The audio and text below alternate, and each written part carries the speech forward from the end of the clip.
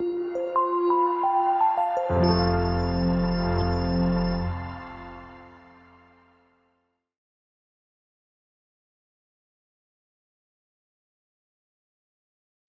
selamat datang di channel YouTube Belajar ala Klinik Jenius. Bersama dengan saya, Pak Samuel, salah seorang pengajar matematika di bimbingan belajar Klinik Jenius.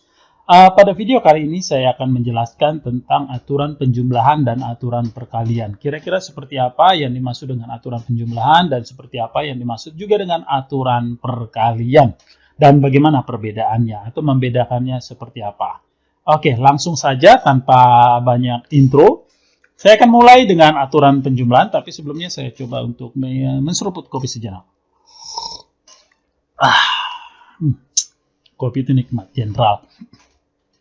Ya, kita mulai dari yang pertama yang disebut dengan aturan penjumlahan. Seperti apa yang dimaksud di sini aturan penjumlahan? Supaya kalian bisa memahaminya, saya menjelaskannya dari kasus contoh soal saja. Supaya lebih mudah untuk dipahami. Kira-kira seperti ini model soalnya. Dikatakan bahwa Budi memiliki 3 motor dan 2 mobil. Ada berapa banyak pilihan cara untuk Budi pergi ke rumah Badu? Nah, tentu mari kita pahami bahwa ketika Budi ingin berangkat ke rumah Badu, tentu dia hanya menggunakan satu buah kendaraan. Arti kata dia tidak, misalnya begini, dia pergi awalnya dengan motor, kemudian di tengah jalan dia naik mobil, menggunakan mobilnya. Saya pikir itu logika yang tidak masuk akal, ya, yang kurang masuk akal. Nah, dengan kata lain, ketika Budi ingin pergi ke rumah Badu, ya, kalau dia mau menggunakan motor, ya, jika dia ingin menggunakan motor, tentu dia harus memilih satu di antara 3 motor yang dia miliki. Jadi, artinya ketika dia memilih untuk menggunakan motor berangkat ke rumah Badu, maka dia memiliki 3 cara. 3 cara ini maksudnya adalah motor mana yang akan dia gunakan untuk berangkat ke rumah Badu. Apakah motor yang pertama, motor yang kedua, atau motor yang ketiga? Kemudian, jika dia memutuskan untuk berangkat ke rumah Badu dengan menggunakan mobil, tentu dia harus memilih satu di antara 2 mobil yang dia miliki. Jadi, ketika dia hendak berangkat ke rumah Badu dengan menggunakan kendaraan mobil, itu artinya dia memiliki 2 cara untuk berangkat ke rumah Badu. 2 cara ini sama seperti tadi di motor. Tentu dia memilih mobil mana yang dia yang ingin dia pakai. Apakah mobil yang pertama ataukah mobil yang kedua, ya. Nah, jadi di sini terlihat bahwa ketika dia mau menggunakan motor, maka ada 3 kemungkinan cara dia berangkat ke rumah Badu. Ketika dia mau berangkat ke rumah Badu dengan menggunakan mobil, berarti dia memiliki 2 cara. Total berapa banyak cara dia berangkat ke rumah Badu? Tentu tinggal dijumlahkan di sini. Berarti dia memiliki 5 cara untuk berangkat ke rumah Badu. Apakah menggunakan motor yang pertama, kedua, ketiga, atau menggunakan mobil yang pertama atau mobil yang kedua? Kira-kira seperti itu yang dimaksud dengan aturan penjumlahan. Artinya dia memilih satu saja di antara yang dia miliki, kendaraan yang dia miliki. Nah, itu satu contoh kasus yang pertama. Nah, sekarang kita lihat untuk contoh kasus yang kedua. Ya. Untuk menuju Kota Medan dari Jakarta terdapat 4 penerbangan, 3 bus antar provinsi, dan 1 kapal laut. Ya, jika Bonar hendak pulang ke Medan, berapa banyak pilihan cara pulang yang dapat dipilih oleh Bonar? Nah, tentu ketika dia dari Medan ke Jakarta, dia harus memikirkan dulu, dia mau berangkat dengan apa? Dengan pesawat terbangkah atau dengan penerbangan, atau dengan menggunakan jalur darat, yaitu dengan menggunakan bus, atau dengan menggunakan kapal laut. Ya, nah, jadi dia tinggal memilih penerbangan, bus, atau kapal laut. Nah, ketika dia berangkat, dia memilih misalnya menggunakan penerbangan. Berarti ketika dia mau berangkat dengan menggunakan pesawat terbang atau melalui penerbangan, maka dia memiliki 4 cara untuk pulang ke Kota Medan. Ya, apakah dengan penerbangan yang pertama, kedua, ketiga, atau yang keempat? Tentu dia tidak menggunakan seluruhnya, ya. Artinya gini, dari penerbangan pertama lalu dilanjut dengan penerbangan kedua, lalu dilanjut ke penerbangan tiga, lalu terakhir dilanjut dengan penerbangan yang keempat. Tidak. Artinya dia hanya menggunakan satu penerbangan saja dari Jakarta menuju kota Medan. Kemudian berikutnya ketika dia misalkan memutuskan dengan jalur darat, yaitu dengan menggunakan bus, berarti dia pulang ke kota Medan itu bisa dengan menggunakan dua cara. Bus yang mana yang mau dia pakai? Oh, tiga cara, sorry ya. Tiga cara. Bus mana yang mau dia pakai? Apakah dengan bus yang pertama, kedua, atau yang ketiga? Nah, terakhir, jika dia menggunakan jalur laut, yaitu dengan menggunakan kapal laut, dia hanya memiliki satu cara saja untuk berangkat dari kota Jakarta ke kota Medan. Nah, berapa banyak total cara yang dia bisa pilih? Tentu tinggal dijumlahkan. Itu artinya dengan menggunakan 8 cara saja. Jadi, pemahamannya di sini dalam aturan penjumlahan adalah dia hanya Bonar, ya, dalam kasus contoh kasus soal yang sekarang ini, Bonar hanya bisa memilih satu di antara 8 cara untuk berangkat ke kota Medan. Artinya, misalkan kalau dia dengan penerbangan, ya penerbangan saja. Penerbangan yang mana? Penerbangan yang pertama. Lalu dari Jakarta ke kota Medan, dia menggunakan penerbangan pertama.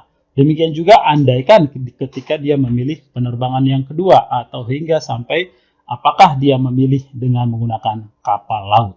Ya, jadi tidak sekaligus, tidak semuanya digunakan oleh Bonar ketika berangkat dari kota Medan ke kota Jakarta. Nah, kira-kira seperti itu yang dimaksud dengan aturan penjumlahan. Jadi benar-benar hanya memilih satu di antara beberapa kemungkinan. Ya. Nah, kemudian kita lihat masalah yang berikutnya. Ya. Yang berikutnya kita bicarakan tentang aturan perkalian. Nah, aturan perkalian itu bagaimana?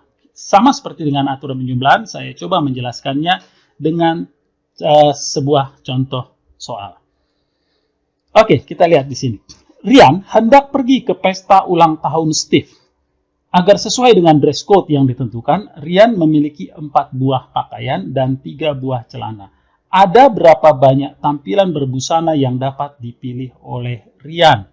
Nah, sebagai konsep awalnya, cara berpikir awalnya, tentu Rian di sini menggunakan pakaian dan celana sekaligus. Dia tidak bisa hanya menggunakan pakaian saja tanpa celana. Tentu aneh. Pakai baju, nggak pakai celana. Kemudian demikian juga misalnya dia mau ke pesta ulang tahun Steve. Dia hanya pakai celana saja, tapi nggak pakai baju. Tentu aneh seperti itu. Ya, dengan kata lain begini, ketika dia menggunakan pakaian atau menggunakan baju, maka dia juga harus menggunakan celana. Artinya bahwa ada lanjutan atau kejadian ketika dia memilih pakaian yang mana yang mau dia pilih, diikuti dengan kejadian dia memilih celana mana yang mau dia pakai. Demikian juga sebaliknya. Saya ulangi ya. Kejadian yang pertama, misalnya dia memilih menggunakan, kejadian pertama adalah ingin menggunakan pakaian yang mana. Itu kejadian yang pertama. Ya, tentu diikuti dengan ketika dia memilih dia menggunakan celana yang mana. Jadi kejadian yang pertama diikuti oleh kejadian yang kedua, atau sebaliknya, kejadian yang kedua diikuti oleh kejadian yang pertama. Ya. Nah, sekarang Badu kira-kira begini. Katakan bahwa dia ingin menggunakan pakaian. Saat dia menggunakan pakaian yang pertama, tentu dia berikutnya memilih, ya, dilanjutkan dengan pemilihan dia mau pakai celana yang mana? Celana yang pertama kah? Celana yang kedua? Atau celana yang ketiga? Dengan kata lain, ketika dia menggunakan pakaian yang satu, ada 3 kemungkinan cara. Ya, di sini ada 3 kemungkinan cara karena ketika dia menggunakan pakaian yang pertama, dilanjutkan dengan pemilihan apakah menggunakan celana yang pertama, kedua, atau yang ketiga. Konsep berpikir yang sama, ketika dia menggunakan pakaian yang kedua, tentu dilanjutkan atau diikuti dengan pemilihan celana mana yang dia mau pakai. Celana yang pertama kah, celana yang kedua, atau celana yang ketiga. Demikian juga ketika dia memilih menggunakan pakaian yang ketiga. Maka selanjutnya diikuti dengan kejadian dia memilih celana yang mana. Celana pertama, kedua, atau yang ketiga.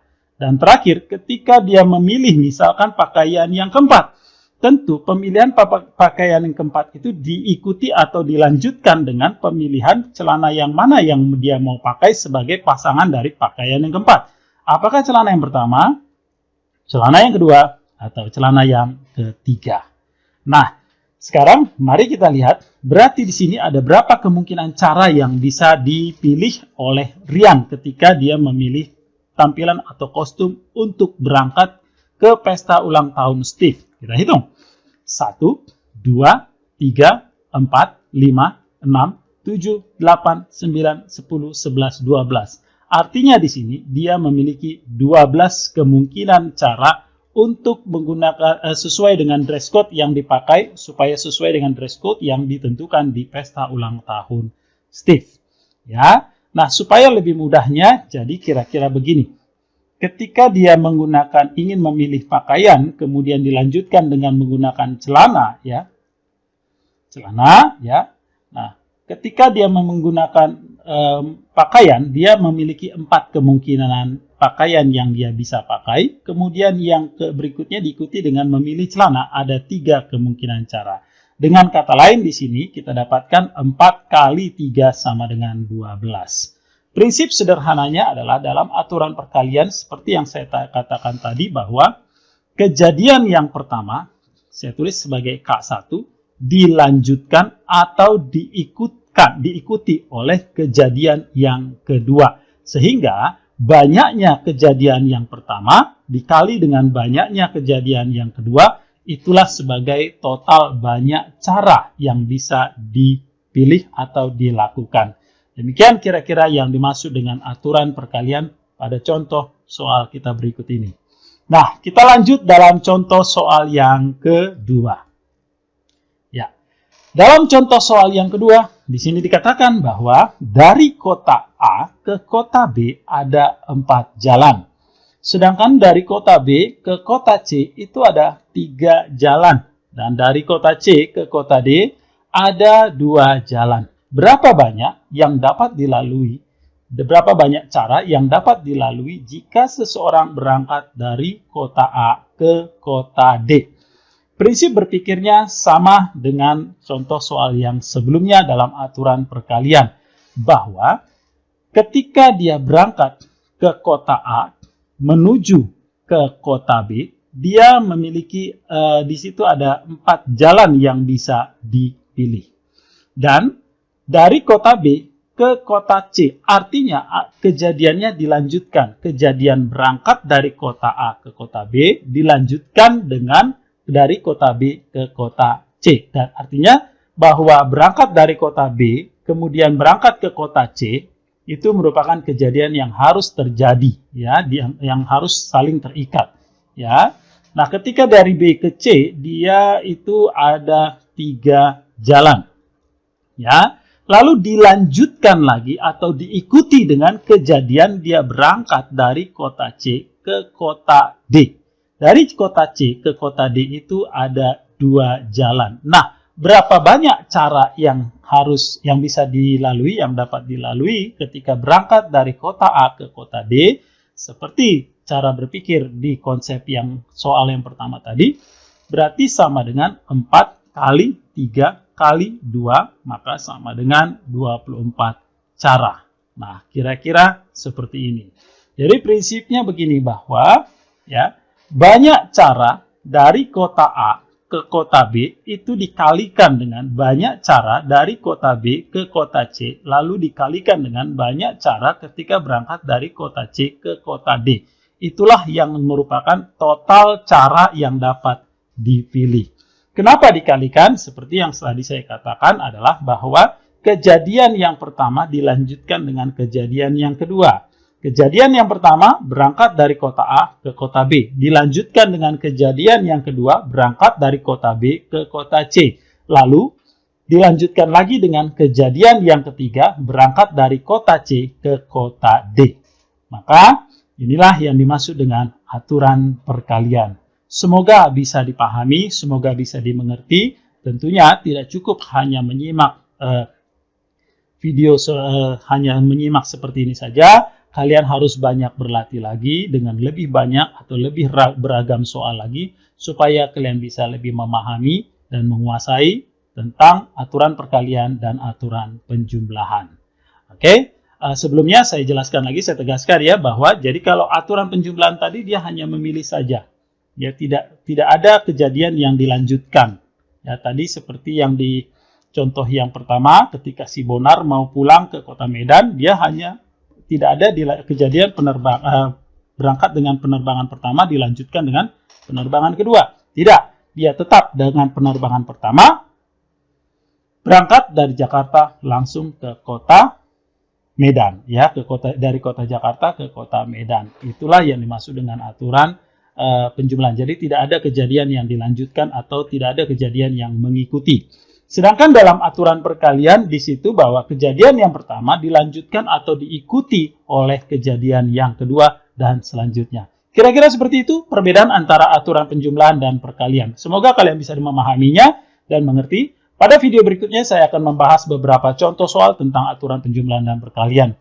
Terima kasih atas kehadiran kalian di channel YouTube Bimbingan Belajar ala Klinik Jenius. Terima kasih, tetap semangat dan tekunlah belajar dan teruslah berdoa. Merdeka!